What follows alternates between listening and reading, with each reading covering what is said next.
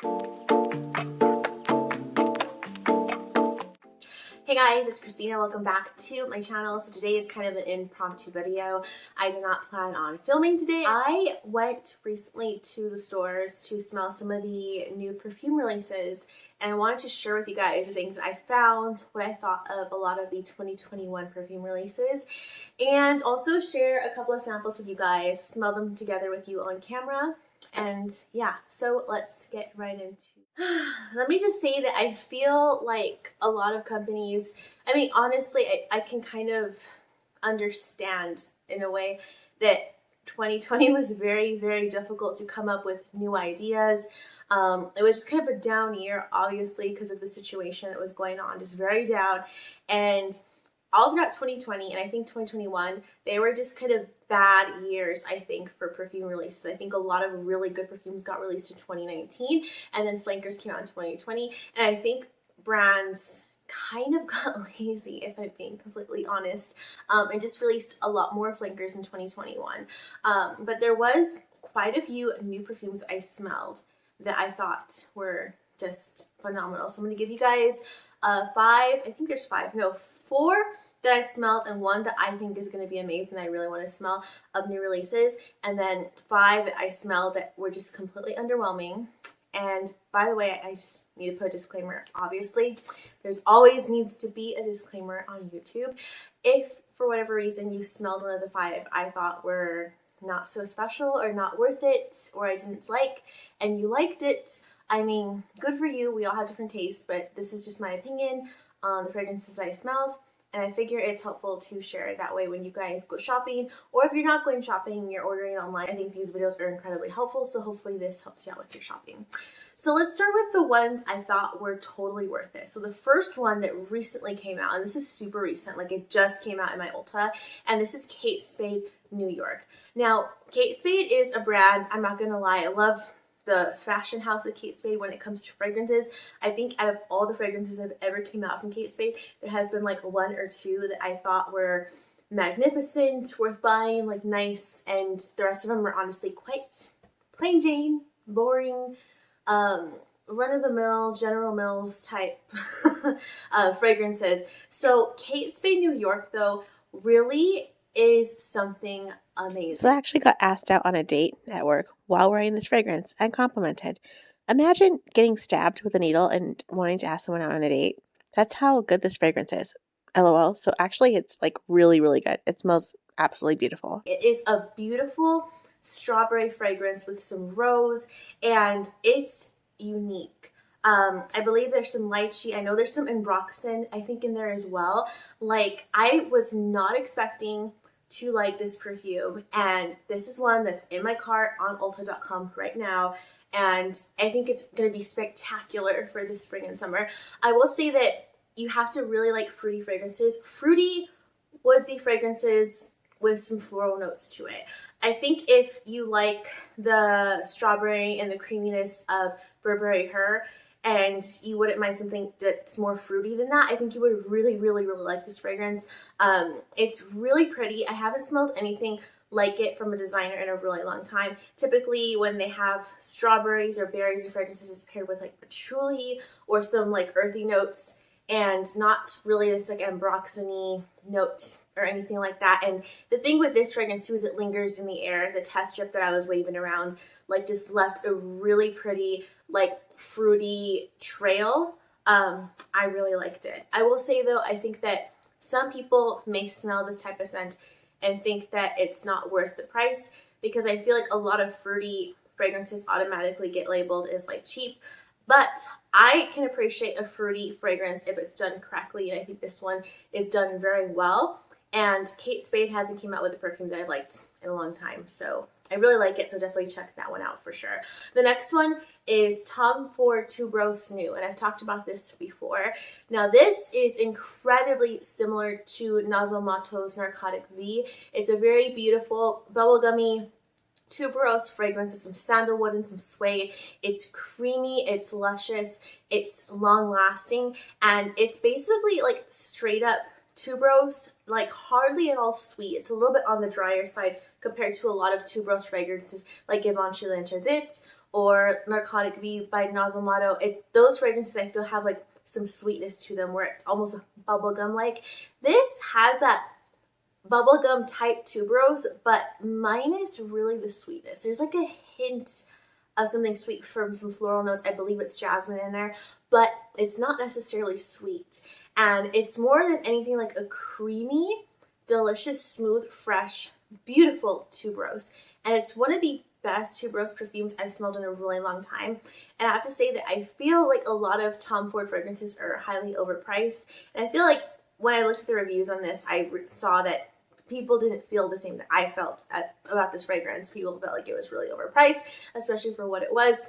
I get it. I feel like it is kind of overpriced. I think $350 for this fragrance is a little bit insane, but it is very, very good. If you like tuberose, if you like that beautiful creamy tuberose and you're looking for something that's a tuberose that isn't a typical bubblegummy sweet tuberose, it's more of like a drier creamy tuberose, if that makes sense, I would highly suggest checking this one out. It's beautiful. I think it's also highly unisex. It definitely leans more feminine, but I could see a man getting away with wearing it as well. But I absolutely love it. I think it's one of the best releases that's came out, if not the best recent spring release that's came out.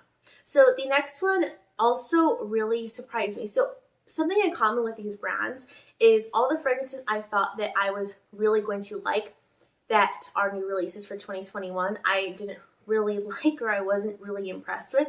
And some of the ones I kind of thought I would skip over really impressed me. So Lancôme La Vie est Belle Soleil Cristal is so beautiful. I don't really think that this one carries too much of the original Lancôme La Vie est Belle DNA.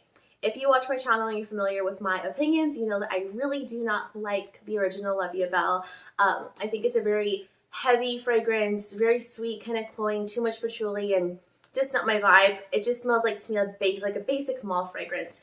But Soleil Cristal is very unique. It has coconut, it has ylang ylang, it has, I think it has frangipani as well. It's just a very pretty, well done, classy, tropical fragrance. It has kind of the same vibes of like Estee Lauder Bronze Goddess, where it has like that coconut that's a little bit suntanny, but not pushing it to the point where it literally just smells like Hawaiian tropic.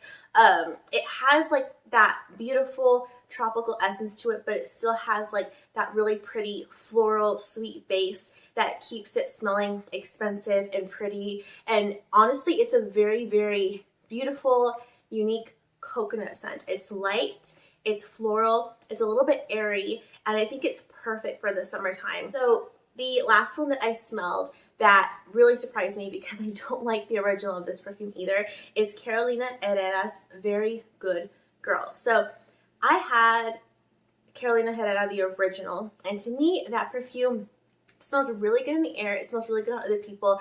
If you are not familiar with this perfume, it's the one in the heel bottle. It's very popular.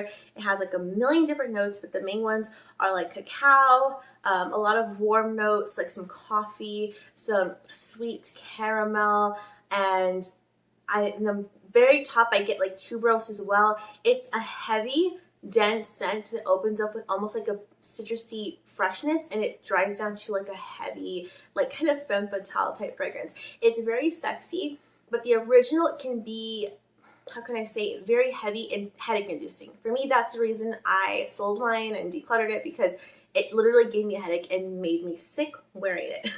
I can smell it on other people, but when I smell it all day, it literally makes me sick. This fragrance has almost nothing in common with the original. It has a little bit of that original deep DNA, but it's mainly a rose fragrance with some sweetness to it, some lychee. It kind of reminds me of Angel Nova, but again, a more beautiful, expensive, refined Angel Nova. And Angel Nova is by Mugler, and to me that does smell a little bit on the cheaper side. It's just a very fruity fragrance. I think that this Carolina Herrera Very Good Girl is done way better, and it keeps a lot of that vibe of the original Carolina Herrera of being like this femme fatale, sexy, beautiful fragrance, and then just sprinkling in some rose and some lychee and some girly aspects to it. It's almost as if the Good Girl like it had like this really like good innocent girl. She always wore dresses, always covered her cleavage, you know, always wore her hair like in, you know, a ponytail. And one day something sets her off just a little bit and she decides she's gonna wear a red dress with a v-neck and go out to the clubs or something. I don't know. You know what I mean? Like it's just like kind of that vibe of a good girl gone slightly bad. And I really like it. I like the vibe. I like the scent. It's really pretty. It's perfect for the spring. It's not too much. And I know a lot of people have, if you're a fan of this fragrance, you probably have all of them. There's the Legere, there's the Fantastic Pink. There's so many flankers of this fragrance already. This one really does stand out as being different. I think you can own Carolina Herrera, the Legere, which is the summer fragrance. It's I personally enjoy more than the original. That's more light with some more citrus notes. And you could also add this one because it's different enough from all the other flankers to have it. And I really like it. Now, one that I actually didn't get to smell because I couldn't find a retailer close to me that has this fragrance. This is Killian Love Don't Be Shy Extreme. So I think Killian Love Don't Be Shy is a beautiful, beautiful perfume, and the Extreme I think is just going to be a more intense version of it, which I can't imagine it being even more intense because the original is already quite intense, as is most of the Killian perfumes. They're like beast mode. So I'm actually really interested to smell it when I eventually get a chance. If you guys have smelled it, leave a comment below and let me know what you thought. So now let's get into the fragrances I thought were highly disappointing. So Marc Jacobs, the whole entire spring collection in the green bottles, I literally thought every single one smelled almost exact to what it was a flanker of. Like the big bottle smells very similar to Uso Fresh. Like I just feel like Marc Jacobs needs to stop duping or doing flankers of the Daisy line. I feel like the Marc Jacobs Daisy line has had so many flankers, and they all smell very similar. They'll have like a slight twist, but with the exact same DNA. They're not so exciting. They're not anything different. But then like Decadence has like one flanker, and I don't know. I feel like Marc Jacobs, you're done with flankers. Like do something else. I was so underwhelmed. I didn't like a single one. I think any of them were worth buying, but they're all overpriced. I mean, they're pretty fragrances for sure. Like they don't smell bad, but they weren't anything that was bringing anything new to the table, even for Marc Jacobs. Like within the line, I feel like there was already perfumes very similar to the ones that were released, which was kind of disappointing. So the next one I think is going to piss off a lot of people because there's so many reviews of this perfume already, but I feel like when a perfume does really, really well, a brand will like grab onto it and make like a million flankers and then like market it really well and then just try and sell and sell. And to me, it just like reaches a point where enough is enough. And so that is Delina La Rose. So I don't particularly love the original Delina. I think the Delina Exclusive is a much better choice because it's creamier. It's a little bit more, I don't know, easy to wear, and it's a prettier, more feminine fragrance. I think the original Delina is too sharp. This one, to me, La Rose is not even different enough to like justify owning another Delina. It's almost exactly the same as the original Delina. I just don't get it, you guys. I don't like the fragrance to begin with, the original Delina, very much. And it's just like they added a flanker to a fragrance, a rose flanker to a fragrance that already had rose in it. I don't know. I was just like not impressed. I don't think it was a very different smell, like I said, from the other two. There's better rose fragrances out there, and there's better flankers of rose fragrances out there. And I don't know. As many people as I saw review this fragrance, I expected way more than what I smelled. I was just like, this is it? Really? Not really worth it. Smell it for yourself. I wouldn't blind buy it. If you have the original Delina or Delina Exclusive, you probably don't need it. You could probably just take a very fresh, aquatic, heavy rose fragrance and spray it on top of it and then get like the same effect. So the next one I thought was kind of disappointing was Jimmy Choo I Want Choo. So this is literally just like a jasmine, fruity floral with a vanilla base. It's been done a million times again, and I wasn't really expecting this perfume though to be that great because I feel like Jimmy Choo hasn't came out with anything really good in a really long time either. And yeah, it was just okay and kind of disappointing. Michael Kors Gorgeous. So this is another warm sandalwood, like typical Michael Kors fragrance in my opinion. I think they do a lot of warm, woody, like sandalwood, creamy, tuberosy type fragrances. And this is just another one. It's called Gorgeous. It smells a lot like the original Michael Kors with the white M cap. It smells a lot like it. But yeah, I don't know, you guys. It's just an okay fragrance. I want more than just okay from fragrances when I buy them. So not the most exciting thing in the world. So that's pretty much it. I have two Chanel samples to smell with you guys really quick. So this is one that is from the exclusive line. This is Coral Mandel by Chanel. I already actually have sprayed this, but I'm going to spray it again. This is one of the best fragrances from Chanel I've ever smelled in my life. Like, this is one that's on my wish list, but for fall, winter. So Coral Mandel is a very warm tonka bean. It has some patchouli in there. It is spicy. It's oriental. It smells a lot like the original cocoa. And the difference is this one's creamier. It doesn't have like that sharp opening that cocoa has. And it has a beautiful, beautiful, beautiful vanilla dry down. Spicy vanilla. Spicy, beautiful, oriental vanilla dry down. So beautiful. It has that classic DNA from Chanel, and it's so nice. Love it. Nothing new, but I just thought I'd smell these with you guys because these are a couple samples I've had sitting here.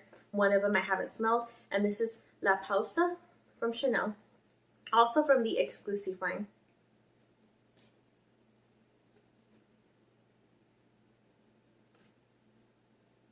Wow, and that's really nice too. This is woody. I smell some like white floral. I'm missing neroli, some citrus, and this definitely is leaning more unisex. It has a little bit of almost like a tangy feel to it on top, and it's also very, very pretty. But the one that really stood out to me out of these two samples was Coral Mandel. Amazing, so good, so spicy, so elegant, so classy.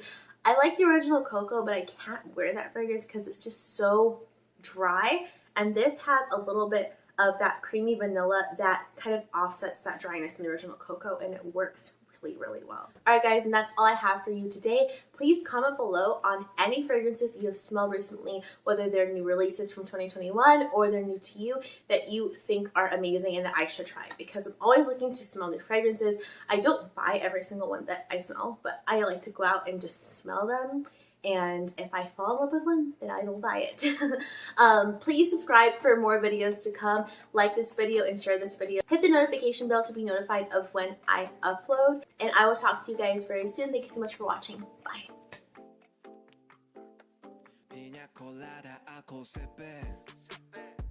너의 피부색처럼 drip